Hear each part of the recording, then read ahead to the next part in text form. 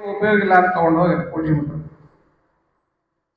ಒಂದೊಮ್ಮೆ ಆ ಪ್ರಾಂತದಲ್ಲಿ ಇದ್ದಂತ ಒಬ್ಬ ರಾಜ ವೃಷಳಿಪತಿ ಭದ್ರಕಾಳಿಗೆ ಪಶುಂ ಆಲವತ ಅಪತ್ಯ ಕಾಮ, ಮಗ ಬೇಕು, ಸಂತಾನ ಆಗ್ಬೇಕು ಅಂತ ಯಾರನ್ನ ಕೇಳಿದ. ಅವರಂದರು, ಒಂದು ಬಲಿ ಕೊಡು, ನರಬಲಿ ಕೊಡು, ನಿನ್ನೆ ಮಕ್ಕಳಾಗ್ತವೆ.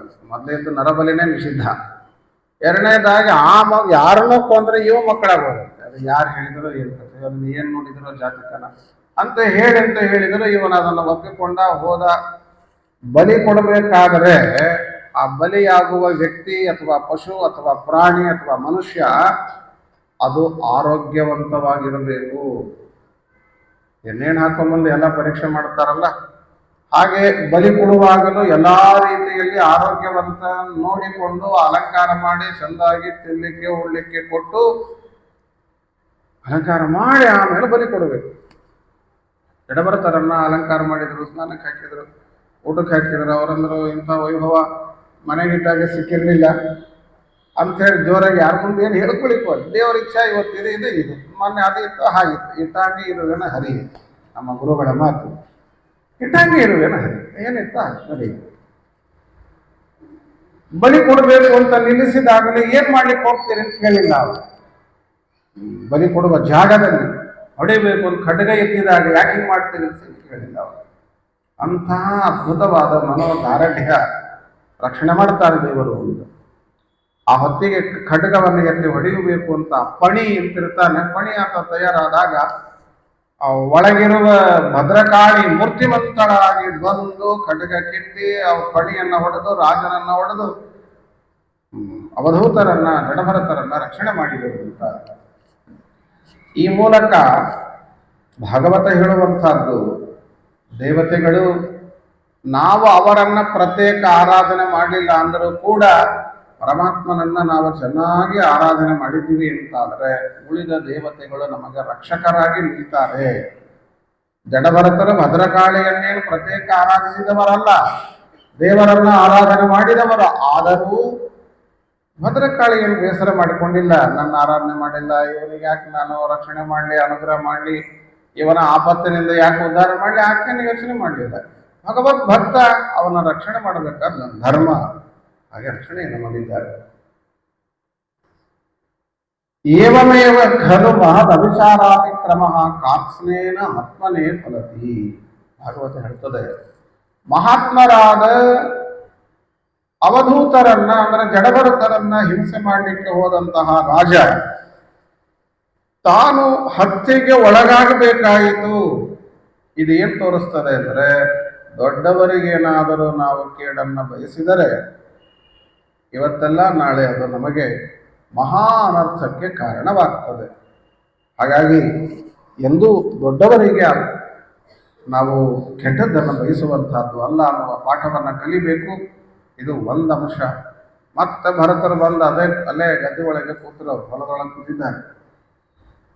ರಹುಗಣ ಮಹಾರಾಜ ಸಿಂಧು ಸೌವೀರ ದೇಶದ ರಾಜ. ಅವನಿಗೆ ಅಪೇಕ್ಷೆಯಾಯಿತು ಕಪಿಲ ಋಷಿ ಹತ್ತಿರ ಹೋಗಿ, ಸ್ವಯಂ ಪರಮಾತ್ಮ ಕಪಿಲ, ಅವನಲ್ಲಿ ಹೋಗಿ ಅಧ್ಯಯನ ಮಾಡಬೇಕು, ತತ್ವಜ್ಞಾನ ಪಡಿಬೇಕು ಅಂತ ಮೇಣದಲ್ಲಿ ಕೂತು ಹೋಗ್ತಾನೆ. ಒಬ್ಬರ ಕಡಿಮೆ ಆಯಿತು. ಅದಕ್ಕೆ ಅಂತ ನೋಡಿದಾಗ ಮತ್ತೆ ಇವರೇ ಸಿಕ್ಕರು, ಭರತರು. ಜಡಭರತರನ್ನ ಹಿಡ್ಕೊಂಡು ಹೋದರು. ಅವರೇನು ಮಾತಾಡಿಸ್ಲಿಲ್ಲ. ಎದಕ್ಕೆ ಕರ್ಕೊಂಡು ಹೋಗ್ತೀರಿ, ಏನು ಮಾಡ್ತೀರಿ, ಯಾಕೆ, ಏನು ಕೊಡ್ತೀರಿ, ಎಷ್ಟು ಕೊಡ್ತೀರಿ, ಏನೇನೋ ಮಾಡ್ತೀರಿ, ನಡಿ ಹೋಗೋಣ. ಹೆಜ್ಜೆ ಇಡುವಲ್ಲಿ ವ್ಯತ್ಯಾಸವಾಗಿದ್ದಕ್ಕೆ ರಾಜ ಭರತನನ್ನ ಬೈತಾನೆ. ಮೊದಲು ಅಪಹಾಸ್ಯ ಮಾಡಿದ, ಆಮೇಲೆ ಜೋರಾಗಿನೇ ಬೈದ. ಯಾರಪ್ಪ ನೀನು, ಏನ್ ಕಥೆ ಹೀಗೆ ಮಾತಾಡ್ತಾ ಇದ್ದೀರಿ, ಅಹೋ ಕಷ್ಟಂ ಭ್ರಾತಃ, ಏನಣ್ಣ ಅಂತಂದ ರಾಜ. ಎಷ್ಟು ಸೊರಗಿ ಬಿಟ್ಟಿಯಲ್ಲ ನೀನು, ಎಷ್ಟು ಬಹಳ ದೂರ ಕರ್ಕೊಂಡ್ಬಂದಿಯಲ್ಲ, ಎಷ್ಟು ಶ್ರಮ ಆಗಿರ್ಬೇಕು ನಿನಗೆ.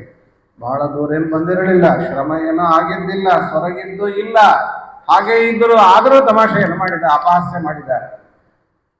ಆಮೇಲೆ ಹೇಳಿದ, ನೋಡು, ನಿನ್ನನ್ನು ಯಮದೇವರು ಹೇಗೆ ಶಿಕ್ಷಣೆ ಮಾಡಬೇಕು ಹಾಗೆ ಶಿಕ್ಷೆ ಮಾಡ್ತೇನೆ ಎಂದ.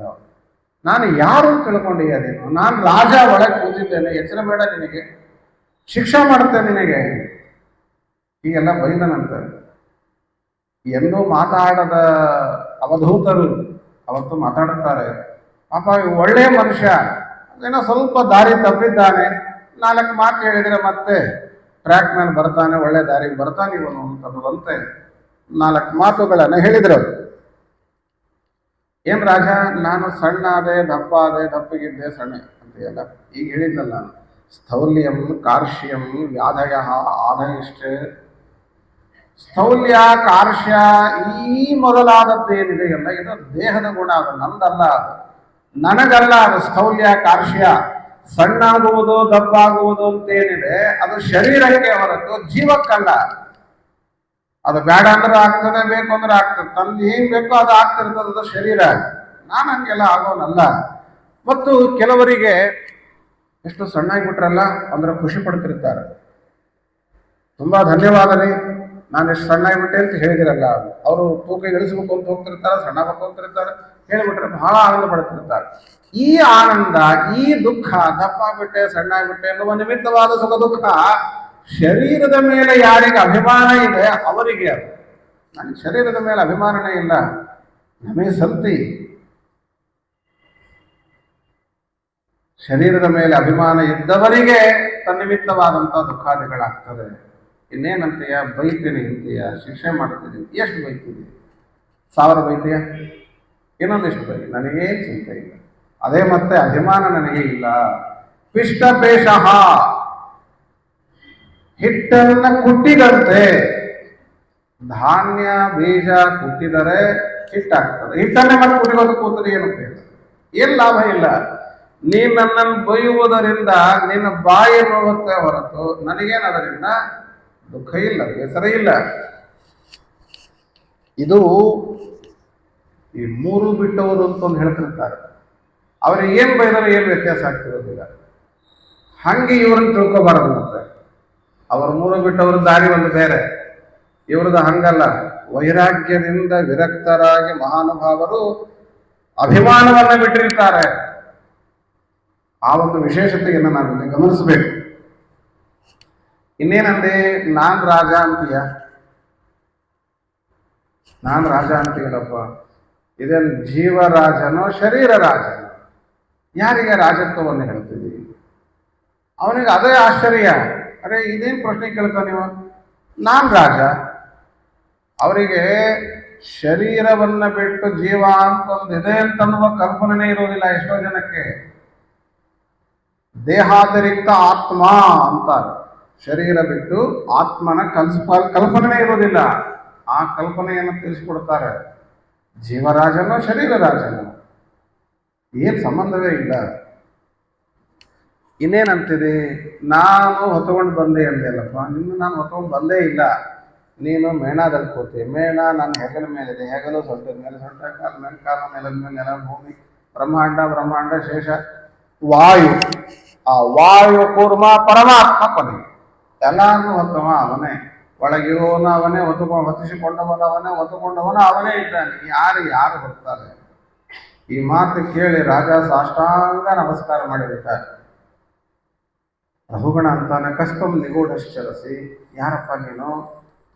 ಬೂದಿ ಮುಚ್ಚಿದ ಕೆಂಡದಂತೆ ಇದ್ದೀರಿ, ಬಹಳ ಆಶ್ಚರ್ಯ, ದಯಮಾಡಿ ಕ್ಷಮ ಮಾಡು. ನನಗೆ ಇಂದ್ರನ ವಜ್ರಾಯುಧದ ಹೆದರಿಕೆ ಇಲ್ಲ, ಶಿವನ ತ್ರಿಶೂಲದ ಭಯ ಇಲ್ಲ. ಅವರು ಹೊಡೆದರೆ ಒಬ್ಬ ಸಾಯ್ತಾನೆ, ಆದರೆ ನಿಮ್ಮಂತಹ ಮಹಾತ್ಮರಿಗೆ ಮಾಡಿದ ಅಪಮಾನ ನಮ್ಮ ಕುಲವನ್ನ ಹಾಳು ಮಾಡುತ್ತದೆ. ಹಾಗಾಗಬಾರದು, ನಾನು ಮಾಡಿದ್ದು ಅಪರಾಧ ಆಯಿತು, ಕ್ಷಮ ಮಾಡ್ರಿ. ತಾವು ಯಾರು ಅಂತೆಲ್ಲ ವಿಚಾರಗಳನ್ನ ಕೇಳ್ತಾರೆ. ಆಗ ಅವರು ತಮ್ಮ ಪೂರ್ವ ಪರಿಚಯವನ್ನ ಜಡಭರತರು ಮಾಡಿಕೊಡ್ತಾರೆ. ನೋಡಪ್ಪ, ನಾನು ಹೀಗೆ ಇದ್ದೆ, ಅಹಂಪುರ ಭರತೋ ನಾಮ ರಾಜ, ನಾನು ಭರತ ಅಂತ ರಾಜನಾಗಿದ್ದೆ, ಆ ಜಿಂಕೆ ಹಾಳಾದ್ದು, ಅದನ್ನು ನೋಡಿದೆ, ಹೀಗಾಯ್ತು, ತಮ್ಮೆಲ್ಲ ಕಥೆ ಹೇಳ್ಕೊತಾರೆ ಪಾಪ. ರಹುಗಣ ಕರೆಕ್ಟಾಗಿ ಕೇಳೋ ಮಹತ್ವದ ಮಾತು ಹೇಳ್ತಾನೆ. ಏತತ್ ತಪಸಾನಯಾತಿ ನೈವೇದ್ಯ ನಿರ್ವಸನ ಗ್ರಹಾದ್ವಾ, ಮನೆ ಬಿಟ್ಟು ಹೋದರೆ ಬರೋದಲ್ಲ, ಇದು ವಿದ್ಯೆ. ತಪಸ್ಸು ಮಾಡುತ್ತೇನೆ ಬರುತ್ತದೆ, ಅಥವಾ ವೇದ ಓದಿದ್ದೇನೆ ಬರುತ್ತದೆ, ಅಗ್ನಿ ಪಂಚಾಗ್ನಿ ಮಧ್ಯ ಕೂತಿದ್ದೇನೆ ಆಗ್ತದೆ, ಅದನ್ನ ಆಗೋದಲ್ಲ. ಮೊಟ್ಟ ಮೊದಲ ಬಾರಿಗೆ ಜ್ಞಾನಿಗಳ ಪಾದಧೂಳನ್ನ ಶಿರಸಾಧಾರಣೆ ಮಾಡಿ ನ ಛಂದಸಾನೋದ ಜಲಕ್ಕೆ ಸೂರ್ಯೇರ್ ವಿನಾ ಮಹತ್ವಾದ ರಜೋಭಿಷೇಕಂ. ಮಹಾತ್ಮರ ಪಾದದೋಳನ್ನು ಶಿರಸಾಧಾರಣೆ ಮಾಡುವುದನ್ನು ಮೊದಲ ಅಭ್ಯಾಸ ಮಾಡು, ಆಮೇಲೆ ಮುಂದಿನ ಮಾಡು ಅಂತಾರೆ. ಮಹಾತ್ಮರಿಗೆ ಅಷ್ಟೊಂದು ಸ್ಥಾನವನ್ನು ಭಾಗವತ ಮೇಲಿಂದ ಮೇಲೆ ಹೇಳಿದೆ. ರಾಜ ನಮಸ್ಕಾರ ಮಾಡಿದ. ಸ್ವಾಮಿ, ಅರ್ಧ ಗಂಟೆ ನಿಮ್ಮ ಜೊತೆಗೆ ಇದ್ದದ್ದಕ್ಕೆ ಇಷ್ಟು ಬುದ್ಧಿ ಬಂದ್ಬಿಡುತ್ತೆ, ನನಗೆ ಜ್ಞಾನ ಬಂದ್ಬಿಡುತ್ತೆ. ಎನ್ ಮುಹೂರ್ತಿ ಕಾಂತ್ಯಸ್ಯ ಸಮಾಗಮಾಕ್ಷಮೇ ದುಸ್ತರ್ಕ ಮೂಲ ಅಪಹತೋ ಅವಿವೇಕ. ಅಜ್ಞಾನ ಪರಿಹಾರ ಆಯಿತು. ಈ ಮಾತಿನ ಮೂಲಕ ಭಾಗವತ ಅಥವಾ ಲಘುಗಣ ಸಜ್ಜನರ ಸಹವಾಸದ ಫಲ ಏನು ಅಂತನ್ನುವುದನ್ನು ಹೇಳಿಕೊಡ್ತಾರೆ. ಸಾರೋದ್ಧಾರಕಾರರು ಕೂಡ ಈ ಶ್ಲೋಕಗಳನ್ನೆಲ್ಲ ಸಂಗ್ರಹವನ್ನು ಮಾಡಿದ್ದಾರೆ. ಯಾವ ಜನ್ಮದಲ್ಲಿ ಯಾವ ಕಾಲದಲ್ಲಿ ಜ್ಞಾನಿಗಳ ಸಹವಾಸ ನಮಗಾಗುತ್ತೋ ಆ ಜನ್ಮ ಆ ಕಾಲ ಮಾತ್ರ ಸಾರ್ಥಕ. ಇನ್ನು ಉಳಿದ ಕಾಲ ಉಳಿದ ಜನ್ಮ ಅದು ಉಪಯುಕ್ತವಾದದ್ದು ಅಲ್ಲವೇ ಅಲ್ಲ ಅನ್ನುವುದಾಗಿ ಹೇಳ್ತಾರೆ. ಇಷ್ಟೆಲ್ಲ ರೋಹಣ ಮಹಾರಾಜನ ಚರಿತ್ರೆ, ನಮ್ಮ ಜಡಭರತರ ಮಹತ್ವ ಹೇಳಿ ಮುಂದೆ ನಾನಾ ವಿಧವಾಗಿ ಭವಾಟವಿಯ ವರ್ಣನೆಯನ್ನು ಮಾಡಿದ್ದಾರೆ. ಸಮಗ್ರ ವಿಶ್ವದ ಪರಿಚಯವನ್ನು ಮಾಡಿಸ್ತಾರೆ. ಖಗೋಳದ ಬಗ್ಗೆ ಎಲ್ಲ ವರ್ಣನೆಯನ್ನು ಮಾಡುತ್ತಾರೆ. ನಕ್ಷತ್ರಗಳು, ಆಕಾಶ, ಮತ್ತೊಂದು ಮುಗುದೊಂದು ಏನೇನಿವೆ, ಪರ್ವತಗಳು ಎಲ್ಲವನ್ನ ಹೇಳ್ತಾರೆ. ಭೂ ದ್ವೀಪ ವರ್ಷ ಸರಿತ ಅದ್ರಿ ನಭ ಸಮುದ್ರ ಪಾತಾಳದಿಂದ ನರಕವಾಗಣ ಲೋಕ ಸಂಸ್ಥಂ ಎಲ್ಲ ತಿಳಿಸಿದರು. ಯಾಕೆ ಇದನ್ನೆಲ್ಲ ಹೇಳ್ತೀರಿ? ನಾವು ಎಲ್ಲೆಲ್ಲಿ ನದಿ ಇದೆ, ಏನು ಪರ್ವತ ಇದೆ, ಏನು ಎಲ್ಲ ಬೇರೆ ಬೇಕಾದಷ್ಟು ದಾರಿಯೋ ಅದನ್ನು ಓದಲಿಕ್ಕೆ. ಇದನ್ನೇನು ನೀವು ಹೇಳೋದಿಲ್ಲ ಭಾಗವತೊಳಗೆ. ಈ ನದಿ ಇದೆ, ಇದಕ್ಕೆ ಈ ನದಿ ಅಂತ ಕರೀತಾರೆ, ಇದಕ್ಕೆ ಈ ಹೆಸರು, ಈ ಪರ್ವತ ಇದಕ್ಕೆ, ಇದನ್ನು ಭಾಗವತ ಯಾಕೆ ಹೇಳ್ಬೇಕು? ಅದನ್ನ ಈ ದೇವರ ಮಹಿಮೆ ಏನಿದೆ ಇದರೊಳಗೆ? ಅದಕ್ಕೆ ಭಾಗವತಕಾರ ಹೇಳ್ತಾರೆ, ಗೀತಂ ಮಯಾ ತವ ನೃಪ ಅದ್ಭುತಂ ಈಶ್ವರಸ್ಯ ಸ್ಥೂಲಂ ವಪುಹು. ಆ ದೇವರಿದ್ದಾನಲ್ಲ, ಆ ದೇವರ ಸ್ಥೂಲ ರೂಪ ಇದು. ನಾನು ಮೊನ್ನೆ ಹೇಳಿದೆ ಪ್ರಾರಂಭದಲ್ಲಿ, ವಿಶ್ವರೂಪ ಅಂತ ಹೇಳಿತಲ್ಲ, ಹಾಗೆ ದೊಡ್ಡದಾದ ದೇವರ ಪ್ರತಿಮಾ ಅಂತಂದ್ರೆ ಇಡೀ ಜಗತ್ತೇ ದೇವರ ಪ್ರತಿಮಾ. ಅದರಲ್ಲಿ ಇರುವ ಪ್ರತಿಯೊಂದು ಪದಾರ್ಥಗಳು ಸಹ ದೇವರ ಒಂದೊಂದು ಪ್ರತಿಮೆ. ಮಠಕ್ಕೆ ಗುಡಿಗೆ ಬಂದಾಗ ಅಲ್ಲಿರುವಂತಹ ಶಿಲಾ ಪ್ರತಿಮೆ ನೋಡಿ ನಮಸ್ಕಾರ ಮಾಡುವುದು ಹೇಗಿರುತ್ತೋ, ಒಂದು ನದಿ ನೋಡಿದರೆ ನಮಸ್ಕಾರ ಮಾಡಬೇಕು, ಪರ್ವತ ನೋಡಿದರೆ ನಮಸ್ಕಾರವನ್ನು ಮಾಡಬೇಕು. ಆ ನದಿಯಲ್ಲಿ ಇರುವ ದೇವರ ರೂಪಗಳನ್ನ ಅನುಸಂಧಾನವನ್ನು ಮಾಡಬೇಕು. ನಾವು ಆದಷ್ಟು ಕಾವೇರಿ ತೀರದವರು ಹೆಚ್ಚು ಕಡಿಮೆ ಕಾವೇರಿ ನೀರು ಕುಡಿಯುವುದು ಸದ್ಯಕ್ಕೆ ಎನ್ನುವುದಕ್ಕಾಗಿ ಕಾವೇರಿದಷ್ಟು ನೆನಪಿಟ್ಟುಕೊಂಡಿದ್ದೆ ನಾನು. ಕಾವೇರಿಯ ಅಮ್ಮ ರಂಗನಾಥಸ್ಯ. ಕಾವೇರಿ ನದಿ ಸ್ನಾನಕ್ಕೆ ಅಂತ ಹೋದರೆ ಅಲ್ಲಿ ರಂಗನಾಥನ ಸ್ಮರಣೆ ಮಾಡಬೇಕು. ರಂಗನಾಥನ ಸ್ಮರಣೆ ಮಾಡಿ ಸಾಷ್ಟಾಂಗ ನಮಸ್ಕಾರ ಮಾಡಿ ಸ್ನಾನಕ್ಕೆ ಹೋಗಬೇಕು. ಹಾಗೆ ಪ್ರತಿಯೊಂದು ನದಿಗೂ ಒಂದೊಂದು ಭಗವದ್ ರೂಪಗಳನ್ನು ಹೇಳಿದ್ದಾರೆ. ಅದನ್ನು ಸ್ಮರಣೆ ಮಾಡಬೇಕು. ಅದೆಲ್ಲ ದೇವರ ಪ್ರತಿಮೆ ಅಂತ ಅನ್ಕೊಳ್ಬೇಕು. ಇನ್ನೊಮ್ಮೆ ಬಂದಾಗೆ ಹೇಳಿದ್ದೆ ಅನ್ಸುತ್ತೆ, ನಮ್ಮ ಸ್ವಾಮಿಗಳ ಜೊತೆಯಲ್ಲಿ ಚೆನ್ನೈಯಲ್ಲಿ ಒಂದು ಕೆಲವು ದಿವಸ ಅವರ ಜೊತೆಗೆ ಇರಬೇಕು ನಾನು. ಚೆನ್ನೈ ಮಠದಿಂದ, ಉತ್ತರಾಯಣ ಮಠದಿಂದ ಮುಂದೆ ಮದ್ರಾಸ್ ಪರಿಚಯ ಇದ್ದರೆ ಅಡಿಯಾರ್ ಕಡೆಗೆ, ಅಡಿಯಾರ ಏರಿಯಾ ಕಡೆ ಹೋಗ್ಬೇಕಿದೆ. ನಾನು ಸ್ವಾಮಿಗಳ ಜೊತೆ ಅವರು ಹೋಗ್ಬೇಕಿದೆ, ಹೋಗ್ತಾ ಇದ್ದೆ, ಕಾರಲ್ಲಿ ಇದ್ದೆ. ಅದು ಮೇನ್ ಬೀಚ್ ಮುಂದೆ ಹೋಗ್ಬೇಕು. ಅದು ದೊಡ್ಡ ರಸ್ತೆ, ಅದರ ಮುಂದೆ ಹೋಗಬೇಕು. ಆ ಬೀಚ್ ಮುಂದೆ ಹೋಗ್ತಾ ಇತ್ತು ಗಾಡಿ, ಕಾರ್ ಹೋಗ್ತಾ ಇತ್ತು. ಸ್ವಾಮಿಗಳು ಆ ಕಾರನ್ನು ನಿಲ್ಲಿಸು ಅಂತ ಹೇಳಿದರು. ಏನು ಮಾಡ್ತಾರೆ, ಕಾರ್ ಇಲ್ಲಿ ನಿಲ್ಲಿಸಿ ಏನು ಮಾಡ್ತಾರೆ? ಸಿಕ್ಕಾಪಟ್ಟೆ ಟ್ರಾಫಿಕ್ ಏರಿಯಾ ಅದು. ಕಾರ್ ಏನು ಮಾಡ್ತಾರೆ? ಇಲ್ಲ, ಇಳಿಸಿದರು, ನೋಡಿದರು. ಸಮುದ್ರವನ್ನು ನೋಡಿ ಸಾಷ್ಟಾಂಗ ನಮಸ್ಕಾರ ಮಾಡಿದರು. ರಸ್ತೆಯಲ್ಲಿ, ದಾರಿಯಲ್ಲಿ ಸಾಷ್ಟಾಂಗ ನಮಸ್ಕಾರವನ್ನು ಮಾಡಿ ಮತ್ತೆ ಮುಂದೆ ಹೋದರು. ಆಗ ನನಗೆ ನೆನಪಾಗಿದ್ದು ಶ್ಲೋಕ ಇದೆ. ಭೂ ದ್ವೀಪ ವರ್ಷ ಸರಿತ ಅದ್ರಿ ನಭಃ ಸಮುದ್ರ. ಆ ಒಂದೊಂದು ದೇವರ ಪ್ರತಿಮಾ. ಸಮುದ್ರವು ದೇವರ ಒಂದು ಪ್ರತಿಮೆ, ಜಲರೂಪವಾದ ಪ್ರತಿಮೆ. ಇದು ಶಿಲಾರೂಪ, ಅದು ಜಲರೂಪ ಅಷ್ಟೇ. ಅದಕ್ಕೆ ಸಾಷ್ಟಾಂಗ ನಮಸ್ಕಾರ ಮಾಡಬೇಕು. ಇದು ಜ್ಞಾನಿಗಳ ಚಿಂತನಾ ಕ್ರಮ. ನರಕಾದಿಗಳ ಬಗ್ಗೆ ಎಲ್ಲ ಬಹಳಷ್ಟು ಮಾಹಿತಿಯನ್ನು ಕೊಟ್ಟಿದ್ದಾರೆ. ಎಲ್ಲ ಲೋಕಗಳ ಪರಿಚಯ ಕೊಡಬೇಕಲ್ಲ, ಹಾಗೆ ನರಕದ ಬಗ್ಗೆ ನಾವು ಬೇಕಾದಷ್ಟು ಹೇಳಿದರು. ಅದನ್ನ ಕೇಳಿದ ಏನೇನು ಪಾಪ ಮಾಡಿದರೆ ಏನೇನು ನರಕ ಆಗ್ತದೆ ಎಲ್ಲ ವಿವರವಾಗಿ ಹೇಳಿದರು. ನಾನು ವಿವರವಾಗಿ ಹೇಳಿಲ್ಲ ಅನ್ನುವುದಕ್ಕೆ ನಮಗೆ ಪ್ರಶ್ನೆ ಬರುವುದಿಲ್ಲ. ವಿವರವಾಗಿ ಕೇಳಿದ ಅನ್ನುವುದಕ್ಕಾಗಿ ಪರೀಕ್ಷಿತನಿಗೆ ನಮ್ಮ ಪರವಾಗಿ ಪ್ರಶ್ನೆ ಬಂತು. ಅಂದ್ರೆ ಇಷ್ಟೆಲ್ಲ ನರಕ ಅಂತೀರಿ, ಇಷ್ಟೆಲ್ಲ ಪಾಪ ಅಂತೀರಿ, ಈ ಪಾಪ ಮಾಡಿದ್ರಿಂದ ನರಕ ಅಂತೀರಿ, ನಾವೆಲ್ಲ ಮಾಡಿಬಿಟ್ಟಿವಿ ಅದನ್ನ. ಕೊಡ್ತೇನೆ ಅಂತ ಹೇಳಿ ಕೊಡ್ಲಿಲ್ಲ ಅಂದ್ರೆ ಏನ್ ನರಕ ಆಗ್ತದೆ ಅಂತ ಹೇಳ್ತಾರೆ ಅವರು. ಮನೆಗೆ ಬಂದ ಅತಿಥಿಗಳನ್ನ ಕೆಂಪು ಕಣ್ಣಿಂದ ಕೆಟ್ಟ ಕಣ್ಣಿಂದ ನೋಡಿದ್ರೆ ಏನ್ ನರಕ ಆಗ್ತದೆ ಅಂತ ಹೇಳ್ತಾರೆ. ಅತ್ತೇನು ಬೇಯಿದ್ರೆ ಏನ್ ನರಕ ಆಗ್ತದೆ ಹೇಳ್ತಾರೆ. ಎಲ್ಲ ನಮ್ಮ ಮನೇಲಿ ಹೇಳಿದ್ದಾರೆ ಏನೇನು ನರಕ ಹೇಳಿದ್ದೇನೆ. ಇದನ್ನು ಕೇಳಿದಾಗ ನಮಗೆ ಬಹುಶಃ ಅಲ್ಲಿನ ಎಲ್ಲ ಪಾಪಗಳು ತಪ್ಪು ನಾವೆಲ್ಲ ಮಾಡಿಬಿಟ್ಟು ಆಗಿ ಹೋಗ್ಬಿಟ್ಟಿದೆ, ಎಲ್ಲ ಮಾಡಿ ಆಗಿದೆ. ಇದರ ಮೇಲೆ ಏನ್ ಪ್ರಶ್ನೆ ಬರ್ತದೆ ಅಂದ್ರೆ, ಇಷ್ಟೆಲ್ಲ ಪಾಪ ನಾವು ಮಾಡಿ ಆಗಿದೆ, ಈ ಪಾಪ ಮಾಡಿದ್ದಕ್ಕೆ ಇಷ್ಟು ಶಿಕ್ಷಾ ಅಂತಲ್ಲದೆ, ಆದರೆ ನಾವು ತಪ್ಪಿಸಿಕೊಳ್ಬೇಕಾದ್ರೆ ಏನ್ ಮಾಡ್ಬೇಕು? ಕಳ್ಳರ ಆಲೋಚನೆ ಹಂಗೆ ಇರ್ತದಲ್ಲ, ಕಳ್ಳತನ ಮಾಡಿಬಿಡ್ತಾರೆ, ಅದಕ್ಕೆ ಜೈಲು ಆಗ್ತದೆ ಅಂತ ಗೊತ್ತದೆ, ಅದ್ರ ತಪ್ಪಿಸಿ ಹೋಗ್ಬೇಕು, ಏನ್ ಮಾಡ್ಬೇಕು? ಹಂಗೆ ನಾವೆಲ್ಲ ಕಳ್ಳರಂತೆ ಇದ್ದೇವೆ, ಪಾಪ ಮಾಡಿದ್ದೇವೆ, ನರಕ ಆಗ ಏನ್ ಮಾಡ್ಬೇಕು? ಪರೀಕ್ಷಿತ ನಮ್ಮ ಪರವಾಗಿ ಶುಕಾಚಾರ್ಯರನ್ನ ಕೇಳಿದ್ದಾರೆ, ಗುರುಗಳೇ ಹೇಳ್ರಿ ಏನ್ ಮಾಡೋಣ? ಶುಕಾಚಾರ್ಯರಂದ್ರು, ನೋಡಪ್ಪ ಅದಕ್ಕೆ ಪ್ರಾಯಶ್ಚಿತ್ತ ಮಾಡ್ಕೋಬೇಕು. ಪ್ರಾಯಶ್ಚಿತ್ತ ಮಾಡ್ಕೊಂಡೆ ಅಂತಂದ್ರೆ ನರಕ ಅದು ಆಗೋದಿಲ್ಲ. ಹಾಗಾಗಿ ಪ್ರಾಯಶ್ಚಿತ್ತ ಅಂದ್ರೆ ಏನು? ಅದಕ್ಕೆಲ್ಲ ಕ್ರಮಗಳನ್ನು ಹೇಳಿದರು. ಇದರಿಂದ ಪಾಪಕ್ಕೆ ಇಷ್ಟೆಲ್ಲ ಅದ ಪ್ರಾಯಶ್ಚಿತ್ತ ಮಾಡಿಕೊಳ್ಳುವಾಗಾದರೂ ಕೂಡ ಪಾಪ ಏನ್ ಪ್ರಮಾಣದಲ್ಲಿ ಮಾಡೀವಿ ಅಂತ ತಿಳ್ಕೋಬೇಕು. ಈಗ ಔಷಧಿ ಕೊಡಬೇಕಾದ್ರೆ ಎಲ್ಲರಿಗೂ ಒಂದೊಂದು ಮನೆ ಔಷಧಿ ಕೊಡ್ಲಿಕ್ಕೆ ಬರ್ತಿರೋದಲ್ಲ. ಜ್ವರ ಬಂದ ಪ್ರಮಾಣ ಏನು, ಅಥವಾ ಬೇರೆ ಏನು ರೋಗ ಇದೆ ಅದರ ಪ್ರಮಾಣ ಏನು, ಅದರ ಮೇಲೆ ಔಷಧಿ ಕೊಡುವ ಟ್ರೀಟ್ಮೆಂಟ್ ಕೊಡುವಂತ ಕ್ರಮ ಇರ್ತದೆ. ನಮ್ಮ ಪಾಪದ ಪ್ರಮಾಣ ಏನು ಅಂತ ಮೊದಲು ನಾವು ತಿಳ್ಕೋಬೇಕು. ನಮ್ಮ ಸಮಸ್ಯೆ ಎಲ್ಲಿದೆ ಅಂದ್ರೆ, ನಾವು ಪಾಪ ಮಾಡೇ ಇಲ್ಲ ಅನ್ನೋರ ನಾವು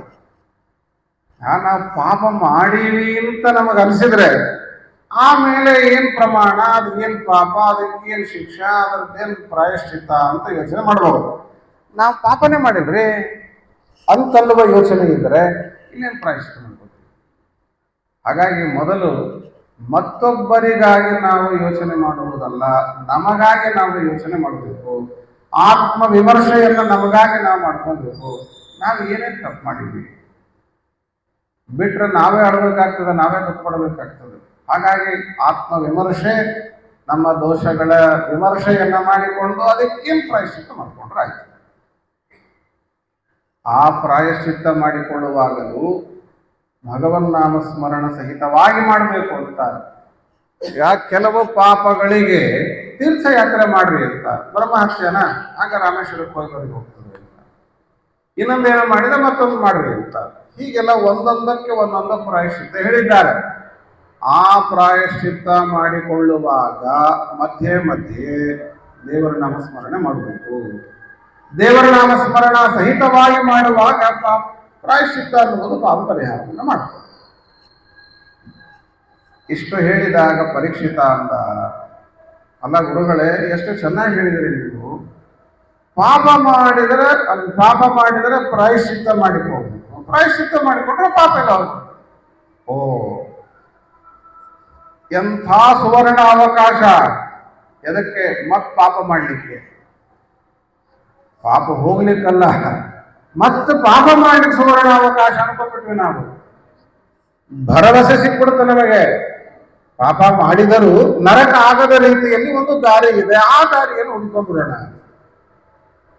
ಮೊನ್ನೆ ಕುಂಜರ ಶೌಚವತೆ ಇರ್ತಾರೆ, ಆನೆಯ ಸ್ನಾನದಂತೆ ಮತ್ತೆ ಮತ್ತೆ ಹೊಲಸನ್ನು ಮೈ ಮೇಲೆ ಹಾಕೊಂಡಂತೆ ಆಯ್ತಲ್ಲ. ಹಾಗಲ್ಲ ಅಂದ್ರೆ ಶುಕಾಚಾರ್ಯರು ಮತ್ತೆ ಮಾಡ್ಲಿಕ್ಕೆ ಹೋಗಬಾರದು. ಪ್ರಾಯಶ್ಚಿತ್ತ ಅಂದ್ರೆ ಬರೀ ಸಮುದ್ರಕ್ಕೆ ಹೋದೆ, ನದಿ ಹೋದೆ, ಅಥವಾ ಏನೋ ದಕ್ಷಿಣೆ ಕೊಟ್ಟೆ, ಅಥವಾ ಯಾತ್ರಾ ಮಾಡಿದೆ, ಹೋಮ ಮಾಡಿದೆ, ಪಾಪ ಪರಿಹಾರ ಆಯ್ತಲ್ಲ. ಮೊದಲು ಮನಸ್ಸ ಪ್ರಾಯಶ್ಚಿತ್ತ ಮಾಡ್ಕೋಬೇಕು. ನಾನು ಮಾಡಿದ್ದು ತಪ್ಪು ಮನಸ್ಸಿಗೆ ಬರ್ಬೇಕು ಮೊದಲದು. ನಾನು ಇನ್ಮೇಲೆ ಈ ರೀತಿ ಮಾಡಬಾರದು, ಬಹಳ ಕೆಟ್ಟ ಕೆಲಸ ನಾನು ಮಾಡಿದ್ದೇನೆ, ತಪ್ಪು ಮಾಡಿದ್ದೇನೆ, ದೇವರೇ ಕ್ಷಮ ಮಾಡಪ್ಪ. ಇಷ್ಟು ಮನಸ್ಸಿನೊಳಗೆ ತಾಪ ಬರಬೇಕು. ಮಾಡಿದ ತಪ್ಪಿಗೆ ಮನಸ್ಸು ಚಿತ್ತ ಏನಿದೆ ಅದು ಕೊರಗಬೇಕು, ದುಃಖ ಪಡಬೇಕು, ಇಂಥದ್ದು ಮಾಡೋದಿಲ್ಲ ಈ ಮೇಲೆ. ಆ ರೀತಿ ಮಾನಸವಾದ ಕೊರಗುವಿಕೆ ಇಲ್ಲದೆ ಬರೇ ಪ್ರಾಯಶ್ಚಿತ್ತವನ್ನು ಮಾಡ್ಕೊತ ಹೋದ ಅಂತಂದ್ರೆ ಅದಕ್ಕೆ ಅರ್ಥ ಇಲ್ಲ. ಮುಂದೆ ನರಕಾದಿಗಳನ್ನ ಶಿಕ್ಷೆಯನ್ನು ಅನುಭವಿಸಲೇಬೇಕಾಗುತ್ತದೆ. ದೇವರ ನಾಮಸ್ಮರಣೆ ಮಾಡುವುದರಿಂದಲೇನೆ ಪಾಪಗಳ ಪರಿಹಾರವಾಗ್ತದೆ ಅಂತನ್ನುವುದಕ್ಕಾಗಿ ನಾರಾಯಣ ನಾಮದ ಮಹತ್ವವನ್ನು ತಿಳಿಸುವಂತೆ ನಮ್ಮ ಅಜಾಮಿಳನ ಚರಿತ್ರೆಯನ್ನು ಭಾಗವತ ತಿಳಿಸಿಕೊಡುತ್ತದೆ. ಆ ರೀತಿ ಅಜಾಮಿಳನ ಮಹಿಮೆಯನ್ನ ಅಥವಾ ನಾರಾಯಣ ನಾಮದ ಮಹತ್ವವನ್ನು ಹೇಳಿಕೊಂಡು ಅವಶ್ಯವಾಗಿ ನಾಮಸ್ಮರಣಾದಿಗಳನ್ನು ಮಾಡಿ ಪಾಪಗಳಿಂದ ಮುಕ್ತಿಯಾಗಬೇಕು.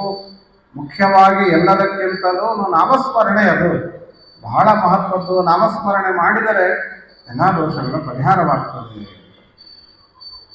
ಕನಸಿನಲ್ಲಿನೂ ಯಮದೂತರ ದರ್ಶನವೂ ಆಗುವುದಿಲ್ಲ ಅಂತ ಹೇಳ್ತಾರೆ. ಇಷ್ಟು ಭಾಗವತದ ಬಗ್ಗೆ ತಿಳಿದು ಇವತ್ತು ನಮ್ಮ ಹತ್ತಿರದ ಸತೇಷ್ಟ ತೀರ್ಥರ